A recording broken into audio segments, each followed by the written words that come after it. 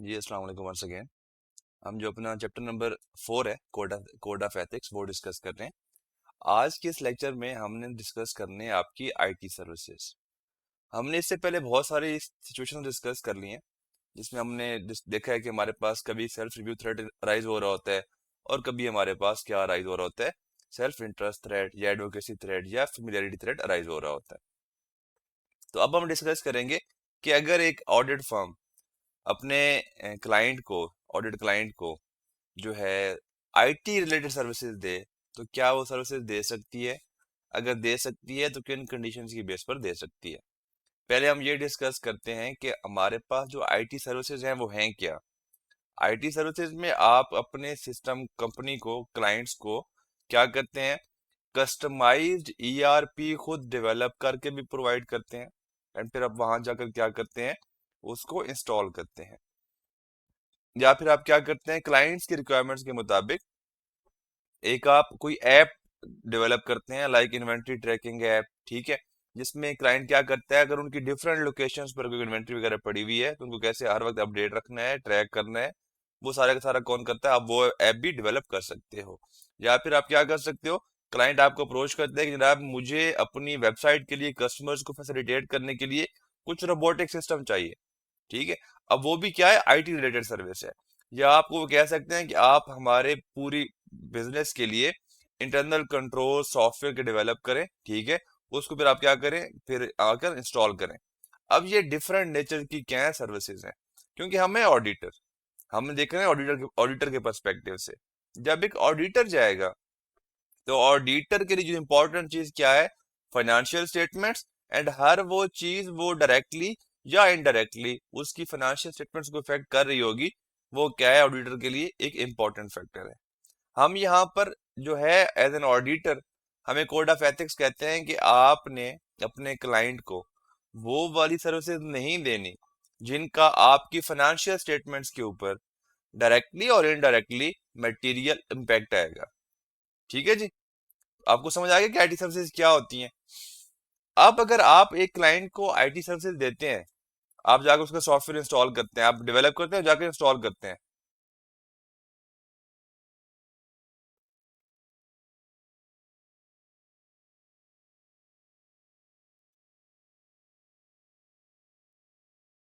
देखिए, इसमें जो है मैनेजमेंट की रिस्पॉन्सिबिलिटी क्या है, कि सारे कंट्रोल्स को डिजाइन करना, उनको प्रोवाइड करना किसका काम है, मैनेजमेंट का काम है। ठीक है, हम पहले दिन से पढ़ते आ रहे हैं कि ऑडिटर ने पूरी असाइनमेंट के दौरान किसी भी पॉइंट पे अपना ऑडिट मैनेजमेंट की रिस्पॉन्सिबिलिटीज को अज्यूम नहीं करना। कंट्रोल्स बनाना, कंट्रोल्स को डेवलप करना, उनको अप्रूव करना, सारा कुछ किसकी रिस्पॉन्सिबिलिटी है, मैनेजमेंट की रिस्पॉन्सिबिलिटी है। कि वो अपने सिस्टम कंपनी को ऐसे डेवलप करें, ऐसे एसओपीज उसमें डेवलप करें कि वो जो है प्रॉपर जो उनके ऑपरेशन हैं वो चलते रहें। लेकिन यहाँ पर वो जो आप जो कह रहे हैं कि मैनेजमेंट की रिस्पॉन्सिबिलिटी ऑडिटर अज्यूम नहीं करेगा, ये बात कंफर्म्ड है।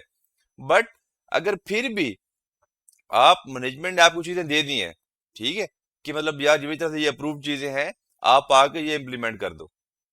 अब यहाँ पर अगर उस इम्प्लीमेंटेशन का, उन एरियाज का आपकी एफएस के ऊपर इम्पैक्ट सिग्निफिकेंट है, तो यहाँ पर आपको कोड ऑफ एथिक्स कहता है, क्योंकि आप अपनी इम्प्लीमेंटेशन को बाद में ऑडिट में रिव्यू करोगे तो पॉसिबिलिटी है कि आपका जो है सेल्फ रिव्यू थ्रेट इतना सिग्निफिकेंट हो जाए कि आप उसको मिनिमाइज ना कर पाओ। यहाँ पर जो हमारे पास है, हम हमेशा देखते आए हैं कि लिस्टेड कंपनीज के लिए रिक्वायरमेंट स्ट्रिक्ट है, और जो अदर देन लिस्टेड है, अनलिस्टेड कंपनीज हैं, प्राइवेट कंपनीज हैं, पब्लिक प्राइवेट कंपनीज हैं, ठीक है, उनकी थोड़ी थोड़ी सी जो हमारे कोड ऑफ एथिक्स हैं, थोड़ा सा सॉफ्ट जो है वो साइड दिखाते हैं। वो कहते हैं कि जनाब आप अगर अनलिस्टेड कंपनी का ऑडिट कर रहे हो एंड आपने उसको कोई आईटी की सर्विसेज दी है, ठीक है, एंड वो आपकी एफएस को मटेरियली जो है इफेक्ट नहीं कर रही, तो उस केस में आप सर्विसेज दे सकते हो। बट आप क्या करोगे, आपको फिर क्या करने पड़ेंगे, कुछ क्या करने पड़ेंगे, आपको सेफ गार्ड्स अप्लाई करने पड़ेंगे। सेफ गार्ड्स कौन से होंगे, जिस टीम ने आपका सॉफ्टवेयर वगैरह या आईटी सर्विसेज दी थी, उसका मेंबर, उस टीम का कोई भी पर्सन आपकी ऑडिट टीम का पार्ट नहीं बनेगा। ठीक है, एंड सेकंड इसमें क्या चीज है कि आपका जो भी ऑडिटर, आपका जो भी टीम गई होगी आपका ऑडिट, सॉरी आईटी सर्विसेज देने के लिए, ठीक है, उनमें से कोई बंदा भी आपकी ऑडिट टीम का पार्ट नहीं बनेगा। एंड आप अपने किए हुए ऑडिट का किसी फर्म के इंडिपेंडेंट बंदे से रिव्यू करवा लोगे, एंड जो इंडिपेंडेंट बंदा होगा वो भी इस ऑडिट टीम आईटी टीम का हिस्सा नहीं होना चाहिए। क्लियर इस पॉइंट तक? कोई कंफ्यूजन? ये सारा किसकी रिस्पॉन्सिबिलिटी है? मैनेजमेंट की रिस्पॉन्सिबिलिटी है। बट अगर फर्म फिर भी दे रही है आपकी सर्विसेज दे रही है, उस केस में क्या होना है कि आपने फिर भी सेफ गार्ड्स लगाने हैं। लिस्टेड कंपनी के केस में यहाँ पर लॉ कहता है कि firm shall not provide IT system services to listed client that form a significant part of the internal controls over the FS.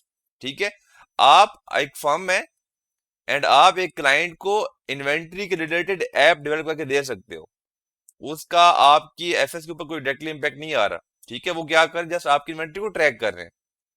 तो आप एक क्लाइंट को क्या करके दे सकते हो? आप कस्टमर रिलेटेड कोई ऐप बना के दे सकते हो। ठीक है, कस्टमर मैनेजमेंट रिलेटेड आप ऐप बना के दे सकते हो आईटी सर्विसेज के अंदर। लिस्टेड में भी दे सकते हो और अदर एंटिटीज में भी क्या कर सकते हो, आप दे सकते हो। बट जो आपकी ऐसी आईटी रिलेटेड सर्विसेज जो आपकी एफएस के ऊपर डायरेक्टली इंपैक्ट कर रही होती हैं, आपको कोड ऑफ एथिक्स वहां पर रोक देते हैं। कहते हैं कि अगर आप लिस्टेड क्लाइंट को दे रहे हैं तो मना है, अगर अनलिस्टेड को दे रहे हैं तो वहां पर आपको मैनेजमेंट की रिस्पॉन्सिबिलिटी को नहीं आपने अवेल करना, ठीक है, ज्यूम नहीं करना, एंड आपने फिर क्या करना है, साथ में सेफ गार्ड्स भी लगाने हैं ताकि जो आपका थ्रेट है वो क्या हो जाए, रिड्यूस हो जाए मिनिमम लेवल तक। कोई क्वेश्चन इस जगह तक? जी नेक्स्ट आपके पास है वैल्यूएशन सर्विसेज। अब आपको पता है कि आपकी एफएस के अंदर आपकी जो आईएफआरएस है, ठीक है, हर आईएफआरएस के अंदर डिफरेंट आपकी वैल्यूएशन की रिक्वायरमेंट होती है। आपने डिफरेंट वैल्यूज को मेजर करना होता है। कुछ आप कर रहे होते हो फेयर वैल्यू पे, कुछ आप लेकर चल रहे होते हो हिस्टोरिकल कॉस्ट लेस आपके एक्यूमुलेटेड डेप्रिसिएशन और अमोर्टाइजेशन वगैरह। ठीक है, कुछ को आप लेकर चल रहे होते हो रियलाइजेशन वैल्यू पे, मतलब डिफरेंट जो मेजरमेंट बेसिस हैं, तो उसमें आपकी एक मेजरमेंट होती है, आपकी वैल्यूएशन होती है। फॉर एग्जांपल आपका क्लाइंट आपको कहता है कि जनाब आपने IS-19 पढ़ा होगा, नहीं पढ़ा तो मतलब बता देता हूँ। ये आपके जो एम्प्लॉयज के जो हैं पोस्ट एम्प्लॉयमेंट बेनिफिट्स, जैसे कि पेंशन हो गए, प्रोविडेंट फंड हो गए, ग्रेचुटी हो गई, ठीक है, ये उनकी अकाउंटिंग के बारे में बताता है कि जो आपके पोस्ट एम्प्लॉयमेंट बेनिफिट्स हैं आपने उसकी कैसे अकाउंटिंग करनी है। ठीक है, तो उसके अंदर आपने करवानी होती है अपनी ग्रेचुटी। फॉर एग्जाम्पल ग्रेचुटी, अब ग्रेचुटी है क्या? ये क्या कॉन्सेप्ट है कि अगर एक एम्प्लॉय, ठीक है ना, जो उसका लास्ट वर्किंग डे, अगर एक एम्प्लॉय क्या करता है 5 साल क्या करता है, जॉब करता है कंपनी के अंदर, एंड 5 साल के बाद वो क्या कर देता है, रिजाइन कर देता है।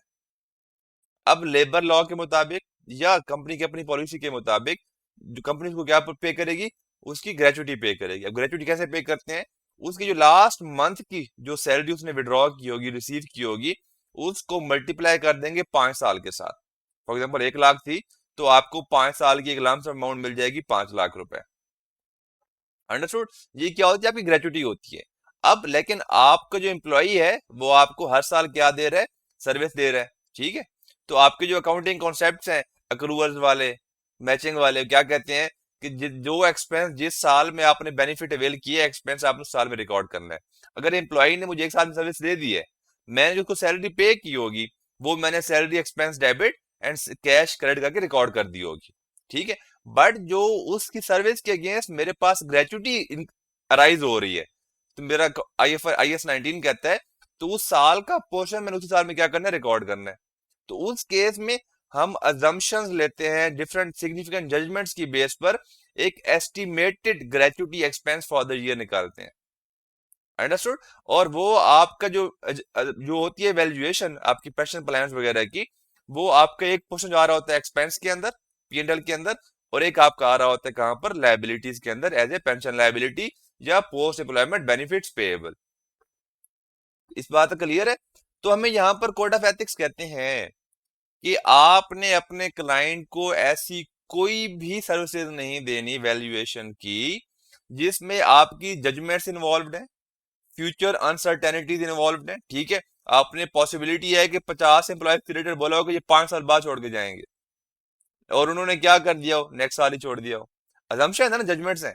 तो अगर ऐसी कोई भी वैल्यूएशन सर्विसेज जिसमें आपकी फ्यूचर जजमेंट्स इन्वॉल्व है, फ्यूचर अजम्पशन इन्वॉल्व है, तो आपने वो सर्विसेज क्लाइंट्स को नहीं देनी। एक और एग्जांपल इसमें क्या है, आपने IFRS 3 पढ़ी होगी, कंसोलिडेशन। वहां पे जो आप गुडविल कैलकुलेट करते हैं, आप गुडविल कैलकुलेट करने के लिए आप जो एक्वायरी आपकी कंपनी होती है, सब्सिडरी होती है, आप उसके नेट एसेट्स की क्या करते हैं, फेयर वैल्यू मेजर करते हैं। ऑल करंट एसेट्स और लॉन्ग टर्म एसेट्स और करंट लाइबिलिटीज और लॉन्ग टर्म लाइबिलिटीज, जो सारी फेयर वैल्यू मेजरमेंट्स हैं, ये क्या है, आपकी अजम्पशंस की बेसिस पर होती हैं। तो ऐसी सिचुएशन में भी आप उसको, क्लाइंट को ऐसी सर्विसेज नहीं दोगे जहां पर आपकी सिग्निफिकेंट अकाउंटिंग जजमेंट्स इन्वॉल्व हो रही हैं। क्लियर है जी? एक और एग्जांपल दूं। अब IFRS 3 आपको 13 आपको कहता है कि आपने फेयर वैल्यू कैसे मेजर करनी है, ठीक है। वहां पे आपको डिफरेंट वो अप्रोचेस अप्रोचेस अलाउ करता है। अगर आप के एक आपने कोई ऐसे एसेट की फेयर वैल्यू मेजर करनी है जिसमें आप क्या कर रहे हो, वो इनपुट्स यूज कर रहे हो जो मार्केट में अवेलेबल है, ठीक है। मतलब क्लाइंट एक इन्वेस्टमेंट की हुई है लिस्टेड कंपनी के अंदर, तो लिस्टेड कंपनी की मार्केट वैल्यू आपको मार्केट से अवेलेबल है। कोई बंदा भी अगर वैल्यूएशन करेगा तो वो वही करेगा जो आप करोगे। अंडरस्टूड? मतलब उसने क्या करना है, जाना है स्टॉक मार्केट पे, पास डाटा उठाना है, उस डेट की वैल्यू, उसकी मार्केट वैल्यू की जो शेयर की मार्केट वैल्यू है वो निकाल के वैल्यूएशन कर देनी है। बट अगर आप उसका जो है इनपुट 3 वाला मेथड देख रहे हो, जिसमें आप क्या करोगे, कैश फ्लो अज्यूम करोगे, आप उसको क्या करोगे, फिर डिस्काउंट करोगे, लाइक आप जो FM में पढ़ा होगा जब आप बिजनेस को वैल्यू करते हो। अगर आप वो वाला मेथड अप्लाई करो IFRS 13 के अंदर, तो यहाँ पर आपको कोड ऑफ एथिक्स रोक देता है, कहता है कि नहीं जी, यहाँ पर अब आपकी अजम्पशंस इन्वॉल्व हो रही हैं, जजमेंट्स इन्वॉल्व हो रही हैं, सब्जेक्टिविटी बढ़ रही है, तो इस केस में आपको ये वाली सर्विसेज अलाउ नहीं है। क्लियर? कोई सवाल चाहे तो बताएं, वरना फिर हम इसको पढ़ते हैं, रीडिंग करते हैं और फिर मूव ऑन करते हैं।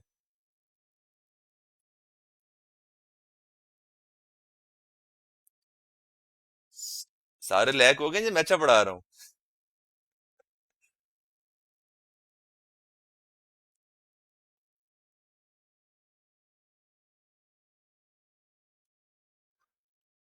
अच्छा जी, द फर्म शुड कंसिडर, क्या कंसिडर करेगी, पर्पस ऑफ वैल्यूएशन। आप ही अच्छा पढ़ाते हो, चलें, थैंक यू सो मच जी। Valuation report, whether the report will be made public, ठीक है। The extent of the client's involvement in determining the matter of judgement, जहां पर जजमेंट्स इन्वॉल्व होंगी, वहां पर क्या क्लाइंट्स आपको फाइनल डिसीजन दे रहा है या आप खुद ले रहे हो। अगर क्लाइंट्स आपको फाइनल डिसीजन दे रहा है फिर तो ठीक है, अगर आप खुद ले रहे हो फिर तो मसला खराब हो जाएगा सारे का सारा। डिग्री ऑफ सब्जेक्टिविटी, अजम्पशन कितनी इन्वॉल्व है, फ्यूचर अनसर्टेनिटी कितनी इन्वॉल्व है, ठीक है। एंड उस वैल्यूएशन का आपकी FS के ऊपर क्या इम्पैक्ट है। तो इन शॉर्ट, ऐसी कोई भी वैल्यूएशन जिसमें आपकी सब्जेक्टिविटी इन्वॉल्व है एंड वो आपको रिक्वायर्ड है, IFRS के अंडर रिक्वायर्ड है, आप वो कर ही नहीं सकते। अंडरस्टूड? क्योंकि आपकी IAS 19 की जो आपकी वैल्यूएशन है, IFRS 3 की वैल्यूएशन है, फिर IFRS 2 के अंदर जो शेयर बेस्ड ऑप्शन पेमेंट्स होती हैं, उसके अंदर भी आपकी क्या होती है, assumptions इन्वॉल्व होती हैं। तो वहां पर भी आपको क्या कहता है लॉ, यहाँ पे रुक जाए, लॉ नहीं मतलब कोड ऑफ एथिक्स, ठीक है, आपको मना करता है। Degree of dependence on future events mean future uncertainty जब इन्वॉल्व हो जाए, वहां पर जो आपकी ऑटोमेटिकली जो चीजें कैसी कैसी हो जाती हैं, सब्जेक्टिव हो जाती हैं। अंडरस्टूड? सो इस केस में non listed clients valuation services shall not be provided to the audit clients. देखिए, अब आपको मैंने बहुत सारे एग्जांपल दिए हैं, ठीक है। लेट्स सपोज IAS 19 की एग्जाम्पशन, जो एग्जांपल दी उसको डिस्कस कर लेते हैं दोबारा से। आपने जो वहां पर ग्रेचुटी की वैल्यूएशन की है, क्लोजिंग लाइबिलिटी की, तो आपने उसमें क्या किया होगा, एम्प्लॉयज की एज को भी क्या किया होगा, आपने एज्यूम किया होगा, एम्प्लॉयज को एम्प्लॉयमेंट पीरियड आपने वो भी एज्यूम किया होगा, ठीक है।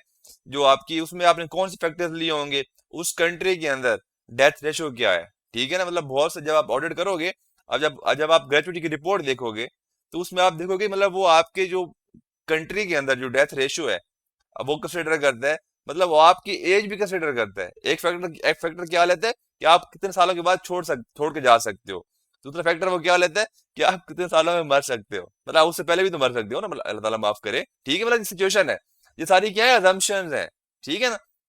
तो इसकी बेस पर अब वो क्या होता है, आपकी वो वैल्यूएशन को, एस्टिमेट्स को ले रहा होता है, एंड फिर उसमें क्या करते हैं, वो फ्यूचर रेट्स लेते हैं, वो आपकी फ्यूचर जो इंक्रीमेंट्स होते हैं एक्सपेक्टेड वो लेते हैं, ठीक है। क्योंकि आपने जो सैलरी पे करनी है, ग्रेचुटी पे करनी है, वो आपने पे करनी है लास्ट विड्रॉन सैलरी पे, ठीक है। आप खड़े हैं 2018 के अंदर, एंड आप ये assumption ले रहे हो कि दफूर छोड़ के जाएगा 2030 के अंदर। आज उसकी सैलरी रेट्स वो 10,000 दिरहम। अब आपने जो एनुअल इंक्रीमेंट लगाने हैं हर साल के लिए, वो 2030 पे क्या उसकी सैलरी होगी, ये एक अजम्पशन है, सब्जेक्टिविटी इन्वॉल्व है। अंडरस्टूड जी? तो ये जो चीजें हैं ये डिसाइड करती हैं। अच्छा जी, नॉन लिस्टेड क्लाइंट्स के केस में valuation services shall not be provided to audit clients if the valuation involves a significant degree of subjectivity and valuation will have a material effect on the financial statements. Clear?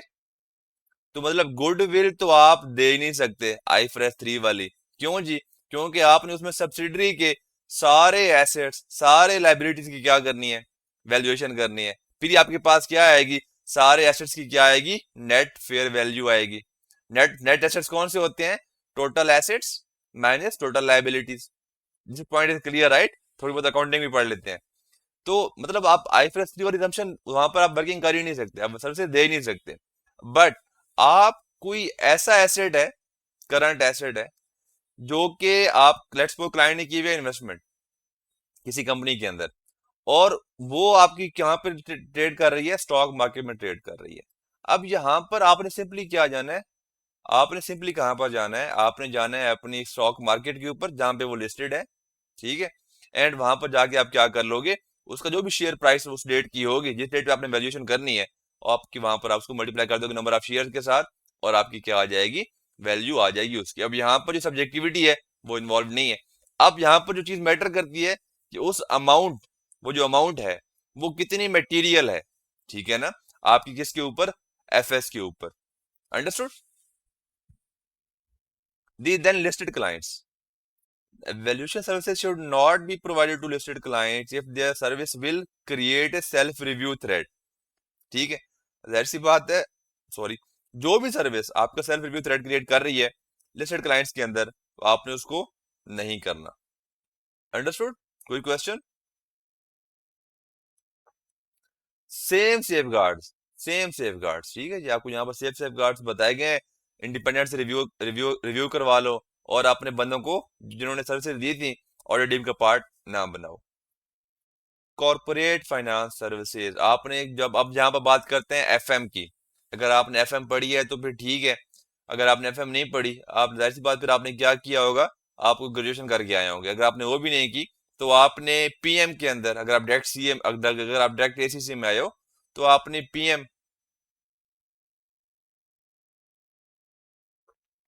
Example same है। आप same IS-19 दोबारा ले लो, IS-19, ठीक है ना। अगर आपने एक प्रोविजन बनाई है ग्रेचुटी की या पेंशन लाइबिलिटी की, जब आप उसको ऑडिट करने जाओगे तो आपने जब P&L वेरीफाई करना है, वहां पर आपका क्या आएगा, आपका एक्सपेंस आ रहा होगा पेंशन एक्सपेंस, ठीक है ना, या आपकी gratuity provision for the period जो एक्सपेंस आ रहा होगा डेबिट में, और आपकी बैलेंस शीट के अंदर क्या आ रही होगी, लाइबिलिटी आ रही होगी, पेबल, और we can say post employment benefit payable. जी जी, प्रैक्टिस करेंगे जब हमारा चैप्टर कंप्लीट हो जाएगा ना, फिर हम सारे ना इकट्ठा ना एक पूरा सेशन या 2 सेशन उसमें हम प्रैक्टिस प्रैक्टिस करेंगे इस पूरे चैप्टर की, एथिक्स की भी एंड सेकंड पार्ट की भी। जगह से क्लियर? ओके। तो अभी हमारे पास नेक्स्ट क्या है कि वैल्यूएशन सर्विसेज। अगर आपने डायरेक्ट एसीसी ज्वाइन किया है तो आपने MA1 पढ़ा होगा, आपने MA2 भी पढ़ा होगा, आपने फिर MM भी पढ़ा होगा, आपने फिर PM भी पढ़ा होगा, if I am not wrong, ठीक है। अगर आप आए हैं किसी एग्जाम्शन की बेस पर, तो आपने अगर BS की है तो वहां पर आपने पढ़ी होगी NPV वगैरह, NPV, IRR, बिजनेस वैल्यूएशन। अगर आपने FM पढ़ लिया है फिर तो और मजे की बात है।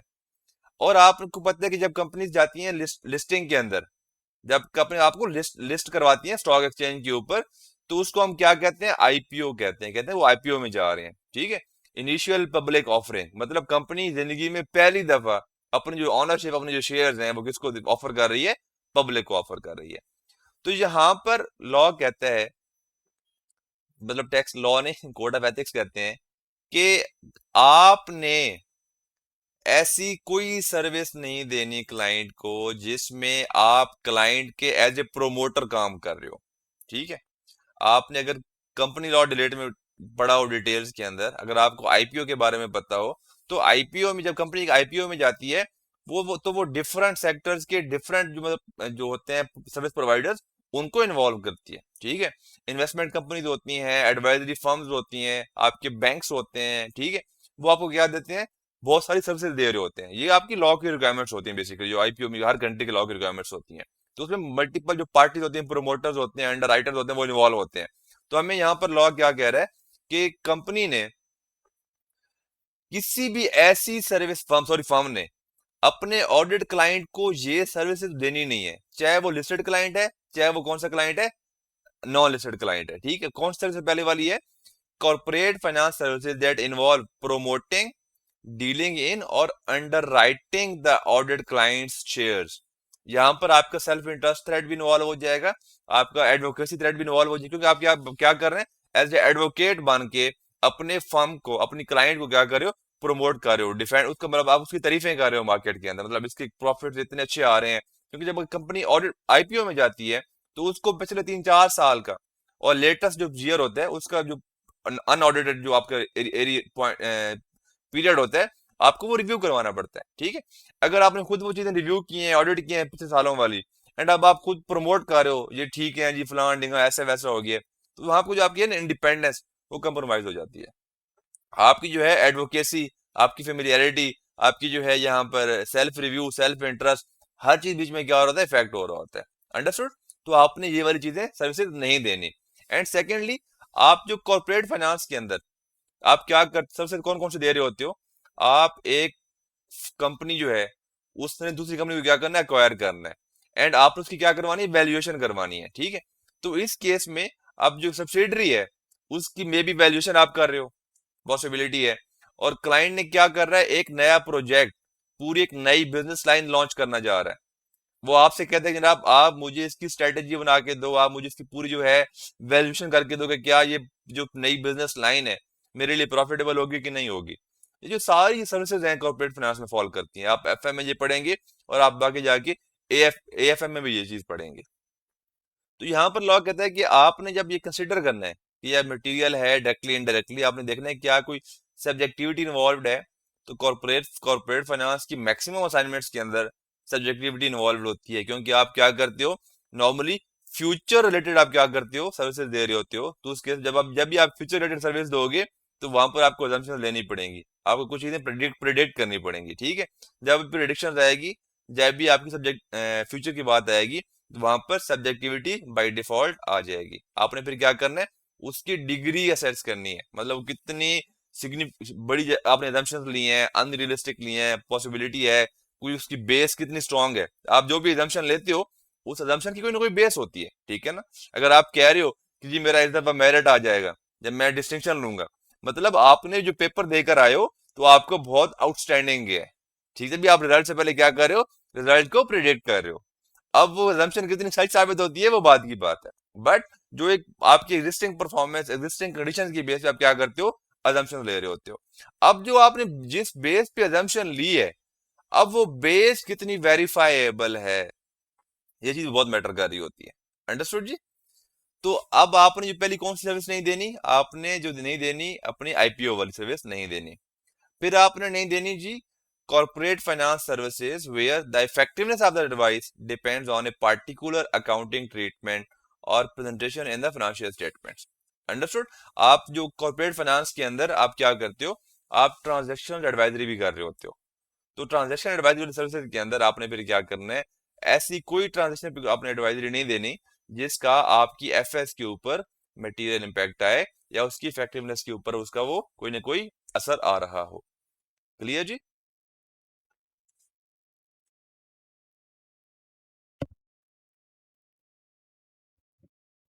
जी जी, यहाँ पे जो आपका है कि आपकी जो है फॉर एग्जांपल आप कंपनी के कोई एसेट्स आपने लाइक ना वैल्यूएशन की तरफ जा रहे हो, ठीक है, और जो आप सब्सिडरी आप जिसके ऊपर आपने वैल्यूएशन कर रहे हो, वो सब्सिडरी का जो इम्पैक्ट होगा कंपनी के कंसोलिडेटेड एफएस के ऊपर, वो उसका let's suppose total total assets का 30% से प्लस है। ठीक है, अब जब आप उसको सर्विस दे दोगे, कंपनी वो उसको अक्वायर कर लेगी। ठीक है, जब आप नेक्स्ट में ऑडिट करने जाओगे, वहां पर क्या होगी, कंसोलिडेशन होगी, तो गुडविल की वर्किंग में आपकी क्यों वर्किंग इन्वॉल्व होगी। ठीक है ना, तो वहां पर आपके जो गुडविल के अंदर पूरे के पूरे असेट्स आ रहे होंगे, पूरी की पूरी लाइबिलिटीज आ रही होंगी।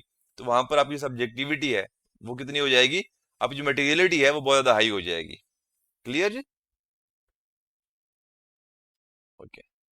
तो अब हमारे पास where services can be provided, अब जब प्रोवाइड की जाती हैं तो वहां पे आप क्या करोगे, सेम वही प्रोसीजर्स जो हम पहले लगा रहे थे। आपके पास सेफगार्ड्स कौन से हैं, अनलिस्टेड कंपनियों के लिए। लिस्टेड कंपनियों के लिए कह रहे हैं जी, corporate services can not be provided to a client if a self review threat would be created. देखिए, अगर एक सेल्फ रिव्यू थ्रेड क्रिएट ही नहीं होगा तो मैं एथिक्स में आऊंगा ही क्यों। अगर कोई मैं ऐसी सर्विस दे रहा हूँ कॉर्पोरेट फाइनेंस के रिलेटेड जो मेरी एफएस के ऊपर इंपैक्ट लेकर ही नहीं आ रही डायरेक्टली और इनडायरेक्टली, तो वहां पर तो बाय डिफॉल्ट मेरा जो है सेल्फ रिव्यू थ्रेड आएगा ही नहीं। अगर ऐसी कोई सर्विस जो हम ऊपर डिस्कस करके आ रहे हैं, अगर वो डायरेक्टली या इनडायरेक्टली आपकी एफएस को हिट कर रही है, तो उस केस में आपने क्या करना है, आपने सेल्फ रिव्यू थ्रेड आपका राइज होगा, तो लिस्टेड कंपनी के केस में आपने उसको सर्विस नहीं लेनी। क्लियर?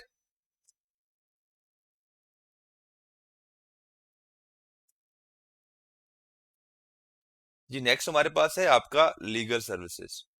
लीगल सर्विसेज में आप क्या कर सकते हो, कंपनी के जो है कॉर्पोरेट मैटर्स, उनकी जो है कंपनी की रजिस्ट्रेशन, कंपनी की जो है क्वार्टरली एनुअल जो रेलेवेंट कंट्री की जो भी कंपनीज को मैनेज करने वाली अथॉरिटी होती है, आप उसको फाइल करते हो, या उसको कोई केसेस वहां से आते हैं, ठीक है, आप उनको वहां पे डिफेंड करते हो, या कोई और लिटिगेशन है कंपनी को।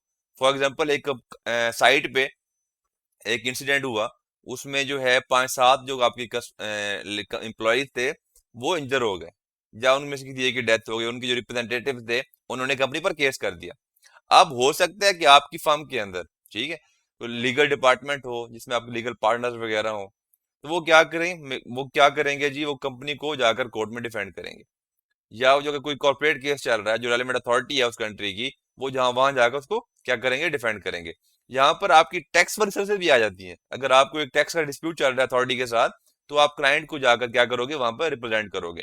तो यहाँ पर आपके कौन सा थ्रेट होता है, यहाँ पर आपका एडवोकेसी थ्रेट आ जाता है, ठीक है। यहाँ पर समहाउ थोड़ा बहुत आपका सेल्फ रिव्यू थ्रेट भी आ जाता है। कैसे?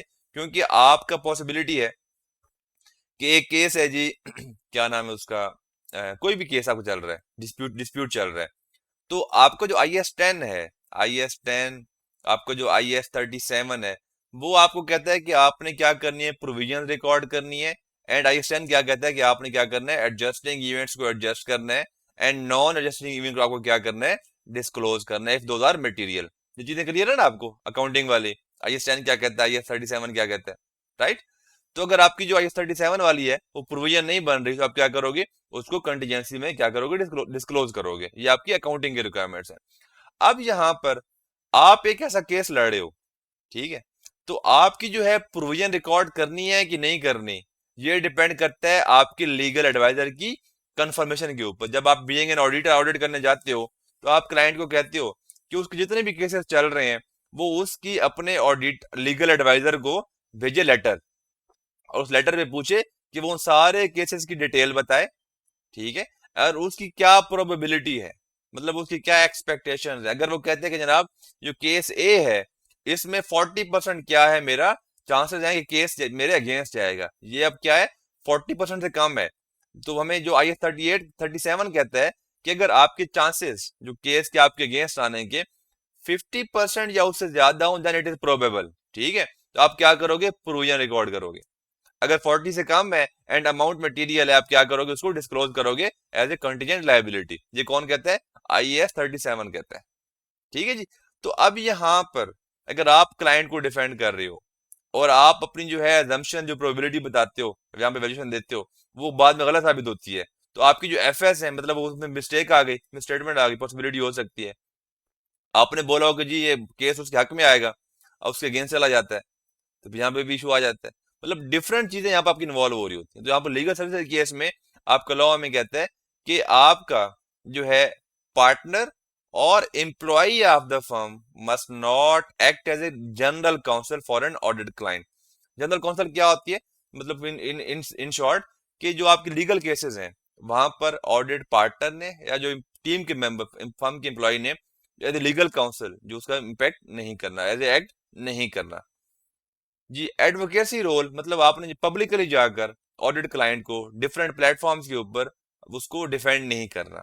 क्लियर? अगर आपकी जो अमाउंट्स हैं वो क्या है, मटेरियल हैं तो। कोई क्वेश्चन है आपके पास या सब कुछ क्लियर जा रहा है फिलहाल? जी, बाकी सभी क्लियर जा रहे हैं? जी बेहतरीन। नेक्स्ट हमारे पास है टेम्परेरी पर्सनल असाइनमेंट्स। अब पॉसिबिलिटी है, इसको हम कहते हैं सिंपल वर्ड्स के अंदर आउटसोर्सिंग की असाइनमेंट। आप क्या करते हो, अपने एम्प्लॉय को, फर्म अपने एक एम्प्लॉय को, ट्रेनी को, सीनियर ट्रेनी को, जूनियर ट्रेनी को क्लाइंट पर बिठा देती है, एंड वो क्या करता है, क्लाइंट का एज एम्प्लॉय बन के काम कर रहा होता है 1 महीने के लिए, 2 महीने के लिए, 3 महीने के लिए। ठीक है, जैसे हमने पढ़ा था कि providing book keeping services, it is something like that. तो अब हम यहाँ पे क्या करेंगे कि आपका लोन ऑफ ए पर्सन, मतलब एज अपने एम्प्लॉय को एज ए लोन दे रहे हो किसको, क्लाइंट को, वो वहां जाके कुछ काम करेगा। ये क्या कर सकता है, आपका सेल्फ रिव्यू थ्रेड भी क्रिएट कर सकता है, एडवोकेसी थ्रेड भी क्रिएट कर सकते हैं, एंड फेमिलियरिटी थ्रेड भी क्या कर सकते हैं, क्रिएट कर सकते हैं। अंडरस्टूड? तो यहाँ पर जो है, स्टाफ में be loaned to the client provided the loan period is short and the person does not assume management responsibilities and the client is responsible for directing and supervising the person. जैसे हमने पढ़ा था जब हमने accounting and book keeping का वाला area discuss किया था, वहां पे हमने एक चीज पढ़ी थी, रूटीन एंड मैकेनिकल नेचर की ट्रांजैक्शंस। उसमें आप सिर्फ क्या करते हो, प्रोवाइडेड अप्रूव डाटा पे काम करते हो, प्रोवाइडेड और डायरेक्टेड जो आपकी होती है सुपरवाइज जो ट्रांजैक्शन होती हैं, जो आपको डायरेक्शन होती है, आप वो फॉलो करते हो। मतलब आप अपनी तरफ से कुछ भी अजम्पशन नहीं ले रहे हो, आप मैनेजमेंट की रिस्पॉन्सिबिलिटीज नहीं ले रहे हो, तो फिर आप कर सकते हो। अब यहाँ पर जो आपने जिसको वहां पर दिया होगा, आपने फिर क्या करना है, सेफ गार्ड्स लगाने हैं। आपका वो बंदा आपकी ऑडिट टीम का पार्ट नहीं बनेगा। ये तो आप अपने पास एक सेफ गार्ड लिख के रख दें कि अगर आपने कोई भी नॉन अश्योरेंस सर्विस दी है क्लाइंट को, तो उस केस में जो टीम वो सर्विस देने गई होगी, उसके ऊपर तो आपने रेड लाइन लगा देनी है कि मतलब ये टीम का में से कोई बंदा भी मेरी ऑडिट टीम का पार्ट तो बन ही नहीं सकता। ये आपके फर्स्ट सेफ गार्ड है। फिर आपने क्या करवाना है, उस वर्क के ऊपर आपने क्या करना है, उसको रिव्यू करवाना है। देन आपने क्या करवाना है, additional review of the work performed by the लोन्ड personal. मतलब जब भी आपकी है ना सेल्फ रिव्यू है, एक तो आपने क्या करना है, जो आपके बंदे ने नॉन अश्योरेंस सर्विस जाके दी है, उसको आपने अपनी टीम का पार्ट नहीं बनाना। सेकंड आपने क्या करना है कि वो पर्सन जिसका मतलब जिस जो आपके वो एरिया है जहां पर आपका वो इम्पैक्ट आ रहा है, जिस पर उसने काम किया था, उसका आप एक इंडिपेंडेंट रिव्यू करवाओगे फॉर्म में से किसी और बंदे से। अंडरस्टूड? क्लियर जी? कोई मसला मसाइल तो नहीं है? लास्ट लाइन भी सेम सिमिलर थिंग, आप मतलब बाद में पढ़ सकते हैं, इट्स फाइन।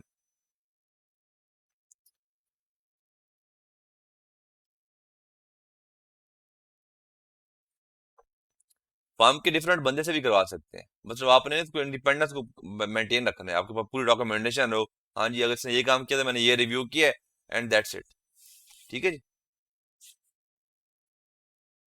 अच्छा जी, अब हमारे पास नेक्स्ट क्या है, serving as a audit as a director और officer of a audit client. अब self review and self interest threat will be created if an individual from the audit firm serves as a director और officer of the audit client. अब यहाँ पर जो है आपका जो पर्सन है, वो आप उसको एडवांसमेंट में नहीं भेज सकते कि वो वहां जाकर क्या करे, एज ए फर्म में कंपनी में डायरेक्टर काम करे या एज ए सीनियर ऑफिसर काम करे। ठीक है, तो जाहिर सी बात है, उसके किए हुए काम मतलब अगर वो बंदा वहां पर आप ही के फर्म का बंदा अगर वहां पे गया और वो मेन डिसीजन ले रहा था, जब आप ऑडिट करने जाओगे तो अल्टीमेटली हर बात आपकी वो वापस आएगी, आपके बंदे ने ये किया है, आपके बंदे ने वो किया है, तो यहाँ पर आपको थ्रेट बहुत ज्यादा है। तो एक पार्टनर और employ shall not serve as a director or officer of the audit client। बात ही खत्म। A partner or an employee shall not serve as a company secretary for an audit client unless permitted by the local legislations। Management makes all relevant decisions। ठीक है, क्योंकि आपको जो company secretary होता है, जो भी आपकी कॉर्पोरेट कंप्लायंसेस होती हैं, ठीक है, वो सारे वो देख रहा होता है। तो वहां पर आपको बहुत सारे डिसीजन लेने पड़ते हैं। तो वहां पर ये कह रहे हैं कि आप कंपनी सेक्रेटरी बन सकते हो, लेकिन आपने मैनेजमेंट की रिस्पॉन्सिबिलिटी नहीं लेनी। सारे डिसीजंस कौन लेगा, मैनेजमेंट ले रही होगी। You will just be like as कह दो कि भाई स्पोर्ट्स स्टाफ, जो उनकी कॉर्पोरेट फाइलिंग्स होंगी, रिटर्न्स फाइनल की हुई आप उसको सबमिट कर दोगे, ठीक है। आप डॉक्यूमेंटेशन प्रिपेयर करोगे, आप काम कर सकते हो एज कंपनी सेक्रेटरी, बट आप डिसीजन मेकिंग में इन्वॉल्व नहीं हो सकते। जी नेक्स्ट आपके पास यहाँ पे क्या है कि client staff joining audit firm, recent service with N audit client, ठीक है जी। A self-interest threat, a self-review threat, and familiarity threat may arise where an audit team member has recently served as a director or employee of the audit client. एक person था अली, वो एक company ए में क्या था, director था। अब वो आपकी क्या आ गया, फर्म में आ गया एज ए, जो भी फर्म में उसका लेवल है। अब अगर दोबारा जाके उस क्लाइंट को ऑडिट करेगा, जाहिर सी बात है अगर रिसेंटली जो छोड़ के आया है तो अल्टीमेटली जो है अपना काम रिव्यू करना होगा। अगर जो है वहां पर उसके दोस्त सारे बैठे हुए होंगे तो यहाँ पर उसका क्या होगा, फेमिलियरिटी थ्रेट भी राइज हो रहा होगा। एंड नेक्स्ट आपके यहाँ पर क्या होगा, क्या कहते हैं उसको, जो सेल्फ इंटरेस्ट थ्रेट है वो भी क्या हो रहा होगा, राइज हो रहा होगा।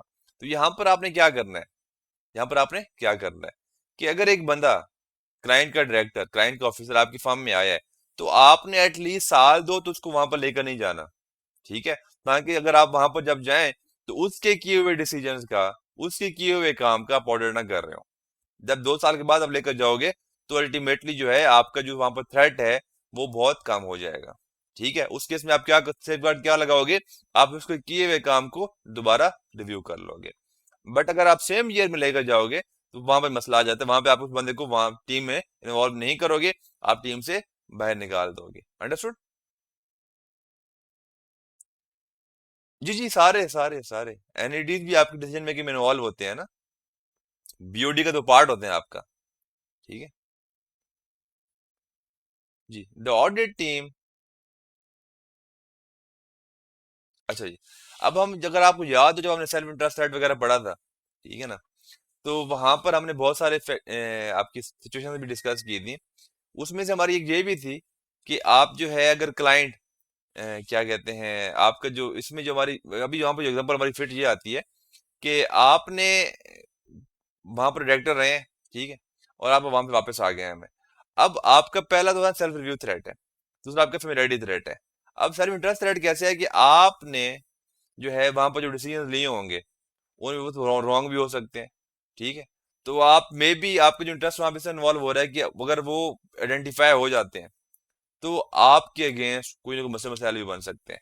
अंडरस्टूड? क्योंकि नॉर्मली हमारे पास फॉर्म्स के अंदर भी एक बहुत बड़ी फेमस बात है कि आप जब तक एक जगह छोड़ोगे नहीं ना तो पीछे वालों को पता कैसे चलेगा कि आपने वहां पर क्या कुछ किया हुआ था। अंडरस्टूड? तो इस तरह से आपको जो सेल्फ इंटरेस्ट है in the form of like आपका जो है कि मे बी रिस्क इन्वॉल्व हो सकता है, वो आपके यहाँ पर अराइज होता है। अंडरस्टूड? जी। If audit team shall not include individuals who during the period covered by the auditor's report have served as a director or employee of the audit client, अगर वो अभी छोड़कर आए एंड आप अभी उसको ऑडिट करने जा रहे हो, आप वो टीम का पार्ट नहीं बनाओगे। नेक्स्ट क्या है, when service with the audit client was prior to the audit period covered by the auditor report, उस केस में आप लेके जा सकते हो बट सेम थिंग, बट आप क्या करवाओगे, उसका रिव्यू करवाओगे किसी और बंदे से कि उसने काम ठीक किया है या आपका काम गलत किया है। क्लियर जी? एडवोकेसी थ्रेट, सारी वही सेम सिचुएशन है जो हम ऑलरेडी डिस्कस कर चुके हैं। Promoting the position of a client और representing them in some way would mean the audit firm is seen to be taking side of the client, ठीक है। क्योंकि एडवोकेट क्या कर रहा होता है, वो आपको डिफेंड कर रहा होता है। हर वो सिचुएशन जिसमें आप सम हाउ किसी भी तरह से ये परसीव्ड हो रहे हो कि आप क्लाइंट की साइड ले रहे हो, वो सिचुएशन क्या करेगी, आपकी एडवोकेसी थ्रेट को क्या करेगी, वो राइज कर रही होगी। अब यहाँ पर एग्जांपल्स कौन सी हैं, क्लाइंट को रिप्रेजेंट करना, क्लाइंट के बिहाफ पर बैंक से नेगोशिएट करना, ठीक है, क्लाइंट के बिहाफ पर गारंटी दे देना, loan of personal from an audit firm to an audit client. Understood? Then जो बंदा वहां पे काम करके आया होगा वो बाद में पॉसिबिलिटी है, ठीक है ना, मतलब वो शो हो जाए कि हाँ मतलब ये इस बंदे को डिफेंड कर रहा होता है। Providing valuation services to an audit client, providing tax services to an audit client. Understood? ये सारा हम डिटेल में डिस्कस करके आ चुके हैं पहले, वन बाय वन। अब यहाँ पर इंटिमिडेशन थ्रेट कौन सा है जी, एक्चुअल और perceived pressure from the client or attempts to exercise undue influence over the assurance provider, create a intimidation threat. Fee dependency क्या है जी? फी से अगर मैंने कोई हैंकी फैंकी की तो मुझे वो फारिग कर सकते हैं। गिफ्ट एंड हॉस्पिटैलिटी, आपको रोलेक्स देकर बाद में ब्लैकमेल कर सकते हैं जी। ठीक है। फैमिली एंड पर्सनल रिलेशनशिप्स, दादा बू वहां पे बैठे हुए हैं, आप ऑडिट करने गए हुए हो, बेइज्जती का डर है जी, बहुत मारेंगे। ठीक है, घर घर नहीं जाने देंगे, घर से भगा देंगे। वो जो है क्या कहते हैं, वो अपने बोलते हैं ना कि मतलब प्रॉपर्टी से बिल्कुल बेदखल कर देंगे। डर है ना, इंटिमिडेशन है, कुछ भी सिचुएशन बन सकती है। रिक्रूटमेंट सर्विसेज आपकी यहाँ पर इन्वॉल्व हो जाती हैं। आपने एक बंदा हैकर के दिया, वो बाद में मसला बना रहा है, अगर आप कुछ बोलते हो कहोगे जी आप ही ने किया था। ठीक है। Employment with N audit client, जो है litigation between the firm and audit client, हम ऑलरेडी डिस्कस कर चुके हैं डिटेल के अंदर, हमारे पास ये सिचुएशन आई थी पहले जी। हमारे पास क्या है, सारी एग्जांपल्स हैं किस चीज की, आपकी इंटरप्रिटेशन थ्रेड की। नेक्स्ट ये आपकी कॉन्फिडेंशियलिटी। अब हमारा सेल्फ इंटरेस्ट एंड ऑब्जेक्टिविटी हो गया है। ठीक है ना। ऑब्जेक्टिविटी में हमारे पास क्या होती, बहुत सारी सिचुएशंस थी जो हमारी इंडिपेंडेंस को कंप्रोमाइज कर रही थी। ये सिंपल है कॉन्फिडेंशियलिटी, कि जो क्लाइंट आपको सर्विस के दौरान जो भी डाटा दे, आपने वो किसी के साथ शेयर नहीं करना, आपने अपने पास रखना है। इवन तो फर्म के अंदर बाकी मेंबर्स को भी नहीं बताना। जो ऑडिट टीम के मेंबर्स हैं, जो ऑडिट टीम का पार्ट है, तो सारी इंफॉर्मेशन उन्हीं के दरमियान रहेगी। ऐसा भी होता है कि बहुत सारी इंफॉर्मेशन ऐसी होती है जो सिर्फ सीनियर मैनेजर्स एंड क्लाइंट की सीनियर मैनेजमेंट के दरमियान रहती है। वो जूनियर्स के पास वो आती नहीं है, ना सीनियर्स के पास आती है। वो मैनेजर्स लेवल तक एंड पार्टनर्स लेवल तक को पता होती है, क्योंकि वो बहुत ही कॉन्फिडेंशियल इंफॉर्मेशन होती है, पॉसिबिलिटी ऐसी होती है। तो यहाँ पर आपको कुछ सिचुएशंस में लॉ, ये कोड ऑफ एथिक्स अलाउ करता है कि आप क्या कर सकते हो, उस इंफॉर्मेशन को डिस्क्लोज कर सकते हो विदाउट, तब आप पर ये ना जो है रिस्ट्रिक्शन अप्लाई नहीं होगी। पहली क्या है कि आपको लॉ रिक्वायर करता है, कोई केस चल रहा है जिस केस में आपको आता है नोटिस कोर्ट की तरफ से, इस कंपनी के इस साल के डॉक्यूमेंट्स लेकर आ जाओ जो आपने ऑडिट में ऑब्टेन किए थे, आपको लेकर जाने पड़ेंगे कोर्ट से। आप झगड़ा कर सकते हो, कोर्ट को आप ना बोल सकते हो, नहीं बोल सकते। जो आपके पास है कोई ऐसा कोई मसला मसाइल चल रहे हैं जो आपके पास नॉलेज में आया है, अगर कंपनी आपकी जो है एएमएल में इन्वॉल्व है, सॉरी एमएल में इन्वॉल्व है, मनी लॉन्ड्रिंग के अंदर इन्वॉल्व है, या टेररिस्ट एक्टिविटी में इन्वॉल्व है, वो पैसा वहां पे लगा रही है, तो वहां पर आपको लोकल लॉज जो है वो रिक्वायर करते हैं कि आपने क्या करना है, उनको इन्फॉर्म करना है, रिपोर्ट करना है, अपडेट करना है। ठीक है जी। और आपको जो कुछ कुछ केसेस में बाय डिफॉल्ट लॉ कहता है अगर ये सिचुएशन हो जाएगी तो आपने क्या करना है, उस केस में अपनी जो रेलेवेंट अथॉरिटीज हैं उनको इन्फॉर्म करना है। जैसे कि यहाँ पर कौन सी सिचुएशन थी, मनी लॉन्ड्रिंग हो गई, एंटी स्टेट एक्टिविटीज हो गई, इलीगल फंडिंग वगैरह हो गई, ये आपकी क्या है, स्टेट के अगेंस्ट है। तो वहां पर जो रेलेवेंट लॉज हैं उस कंट्री के होते हैं, वो आपसे रिक्वायर करते हैं कि आपने क्या करना है, उस कंट्री की जो फाइनेंशियल रिपोर्टिंग काउंसिल होती है, आपने उसको रिपोर्ट करना होता है। नेक्स्ट क्या है, द प्रोफेशनल ड्यूटी और right to disclose when not prohibited by law to comply with the quality review of ACC और अनदर प्रोफेशनल बॉडी। जब आपका वो क्वालिटी रिव्यू क्यूसीआर रिव्यू करते हैं रेलेवेंट बॉडी, उस केस में वो आपके डॉक्यूमेंट्स कौन करते हैं, वो जो ऑडिटर आते हैं वो आपको चेक करते हैं। ठीक है। अगर आपके अगेंस्ट कोई किसी ने केस कर दिया है, मतलब इनकी जो थी इंडिपेंडेंस वो कंप्रोमाइज थी, ठीक है, तो फिर उस केस में जो आपकी इन्वेस्टिगेशन होगी, तो आप उसमें क्या करोगे, अपने डॉक्यूमेंट्स को खुद को जस्टिफाई करने के लिए, खुद को डिफेंड करने के लिए वो शो करवा सकते हो। मतलब ये कुछ सिचुएशंस हैं, इस केस में आप क्या कर सकते हो, अपने डॉक्यूमेंट्स क्या करते हो, डिस्क्लोज कर सकते हो। बट आपने क्या करना है, फिर भी कुछ सिचुएशंस के अंदर क्लाइंट से पहले परमिशन लेनी पड़ेगी। ठीक है ना। ये आपका क्या है, कॉन्फिडेंशियलिटी का प्रिंसिपल है। अब ये है कॉन्फ्लिक्ट ऑफ इंटरेस्ट, बहुत इंपॉर्टेंट चीज, मजे की चीज है, मजेदार चीज है। अब इसमें ये कहते हैं कि पॉसिबिलिटी है कि आप एक क्लाइंट को ऑडिट कर रहे हो एंड आपका एक कंपेटिटर, उसका एक कंपेटिटर है, आप उसका भी ऑडिट कर रहे हो, तो यहां पर कॉन्फ्लिक्ट ऑफ इंटरेस्ट आ गया। तो दोनों पार्टीज के माइंड में एक डर रहेगा कि हो सकता है कि मेरी इंफॉर्मेशन उसको दे दे, ठीक है, या मेरी उसको दे दे, यहाँ पे कॉन्फ्लिक्ट ऑफ इंटरेस्ट है। तो ऐसी सिचुएशन में आपको कोड ऑफ एथिक्स कहते हैं कि ऑडिटर ने दोनों पार्टीज को इन्फॉर्म करना है। जैसे कि मैं मिसाल दे देता हूं कि पाकिस्तान में जो है, अगर एक एयरलाइन कौन सी है, एयर ब्लू एयरलाइन है, दूसरी एयरलाइन कौन सी है आपकी, जो है क्या नाम है पाकिस्तान की, कौन सी है, या कोई एयरलाइन का नाम बताया, मुझे भूल गया सारों के नाम, पीआईए। पीआई के कर लें, ठीक है, और एक है पीआईए। अब अगर ईवाई ऑडिटर है दोनों का, अब दोनों जो एयरलाइंस हैं आपस में क्या है, डायरेक्ट कंपटीशन के अंदर है, ठीक है ना। तो लॉ यहाँ से कोड ऑफ एथिक्स क्या कहते हैं कि आपने क्या करना है, दोनों पार्टीज को कम्युनिकेट करना है कि जनाब ये मैं जो आप दोनों का मैं सेम ऑडिटर हूं, एंड दोनों से क्या करनी है, कॉन्सेंट लेनी है रिटर्न फॉर्म में कि दोनों को इस पार्ट से कोई मसला मसाइल नहीं है कि मैं दोनों का ऑडिट इकट्ठा करूं।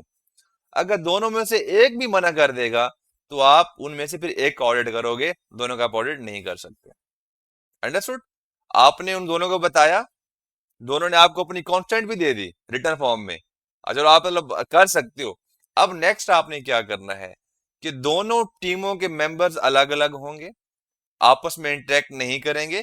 तो हो सकता है दो दोस्त, एक दोस्त उधर हो, एक दोस्त उधर हो, एक दूसरे की बात एक दूसरे को बताएं, पॉसिबिलिटी है, ठीक है। इसलिए कोड ऑफ एथिक्स कहते हैं कि दोनों टीम्स को आपने बिल्कुल सेपरेट रखना है, वापस में मतलब उनकी सलाम दुआ नहीं होनी चाहिए। एंड जो दोनों क्लाइंट्स की डॉक्यूमेंटेशन है वो दूसरी टीम के डॉक्यूमेंट्स क्लाइंट्स दूसरी टीम के मेंबर के ऊपर, मेंबर्स के पास उसकी एक्सेस नहीं होनी चाहिए, मतलब आपने बहुत ज्यादा ख्याल करना है। नहीं, नॉट कंपेटिटर्स फर्म, ये बात चल रही है दो कंपेटिटर्स कंपनीज हैं, ठीक है, जैसे कि एमसीबी बैंक हो गया, अलाइड बैंक हो गया, उनका अगर एक कॉमन ऑडिटर है तो अब उन वहां पे आता है कॉन्फ्लिक्ट ऑफ इंटरेस्ट अराइज हो जाता है आपका, ठीक है ना। Company compete with same market each other, company in legal dispute with each other, ठीक है ना। आप हो सकता है कि कंपनी ने दूसरी कंपनी पे केस किया हुआ हो, तो यहाँ पे रिस्क क्या है, जिस कंपनी के अगेंस्ट केस किया वो होगा, उसके माइंड में आएगा पॉसिबिलिटी है मेरी कुछ बात उनको बता दे पैसे लेकर, कॉन्फ्लिक्ट ऑफ इंटरेस्ट है। तो इस केस में लॉ क्या कहता है, कोड ऑफ एथिक्स क्या कहते हैं, सबसे पहले सारी पार्टीज को बताओ, फर्म को नहीं, क्लाइंट्स को डर होता है, क्लाइंट्स को कि मेरी उसको बात उसको बता देगा, ठीक है ना। पेप्सी की कोला को, कोला की पेप्सी को बता देगा, अंडरस्टूड। तो मतलब ये पॉसिबिलिटी यहाँ पे आ जाती है। तो अब लॉ कोड ऑफ एथिक्स क्या कहते हैं कि आपने पहला काम क्या करना है, आपने दोनों पार्टी को बताना है, बता दिया। फिर दोनों पार्टी से क्या करनी है, रिटर्न कॉन्स्टेंट लेनी है कि उनको मसला नहीं है, रिटर्न कॉन्स्टेंट भी ले ली, दोनों ने दे, अगर एक भी मना कर देगी तो आप दोनों का काम नहीं कर सकते, आप एक का काम करोगे। थर्ड क्या है, थर्ड है कि दोनों ने आपने कॉन्स्टेंट दे दी, अब आपने क्या करना है, अपनी टीम्स को बिल्कुल सेपरेट रखना है, दोनों टीम्स के मेंबर अलग अलग होने चाहिए, ठीक है। अगर दोनों का ऑडिट अलग टाइम पे हो रहा है तो आपने ख्याल करना है कि जो जिस टीम ने पहले क्लाइंट का ऑडिट किया था उस टीम का कोई बंदा भी दूसरी टीम क्लाइंट के ऑडिट में नहीं जाएगा, अंडरस्टूड। नेक्स्ट, अब आपने जो कंपनी के डॉक्यूमेंट्स आप प्रिपेयर करोगे अपने ऑडिट रिपोर्ट के लिए, तो आपने उन डॉक्यूमेंट्स को बिल्कुल संभाल के सेपरेट रखना है, उसके ऊपर लिमिटेड एक्सेस होनी चाहिए ताकि दूसरी जो क्लाइंट के बंदे हैं जो हमारे ऑडिट टीम के मेंबर्स होंगे वो उनके उन पर एक्सेस नहीं होनी चाहिए। तो ये क्या है, आपका कॉन्फ्लिक्ट ऑफ इंटरेस्ट है, और ये सारी कहानी है। आपने सिंपली क्या करना है, इसको पढ़ लेना है, आपको आराम से डिटेल में समझ आ जाएगी, सादा अल्फाज में लिखा हुआ है, ठीक है जी। अब हमारे पास नेक्स्ट क्या है, नहीं कोई एग्जाम्पशन नहीं है, तब एक ही करोगे आप, ठीक है ना। अब आपके अगर बंदे कम है, आपकी कैपेसिटी कम है, उस केस में कोड ऑफ एथिक्स आपको दो कंपनियों के बिजनेस डिस्टर्ब करने की तो इजाजत नहीं दे सकती ना, क्योंकि हमें पॉसिबिलिटी है आप कुछ डिस्क्लोज कर दो, एक कंपनी पूरी बंद हो जाए, वो एक प्रोडक्ट लॉन्च करने वाली थी, उसने उस प्रोडक्ट पे अरबों रुपए लगाया हुआ था, बट आपकी डिस्क्लोज करने की वजह से कंपेटर ने पहले लॉन्च कर दी, उसके तो अरबों रुपए गए ना, समझ रहे हैं ना। यहाँ पर मतलब आपको फिर पॉसिबिलिटी नहीं होती। तो ये आपका था पार्ट है कोड ऑफ एथिक्स का।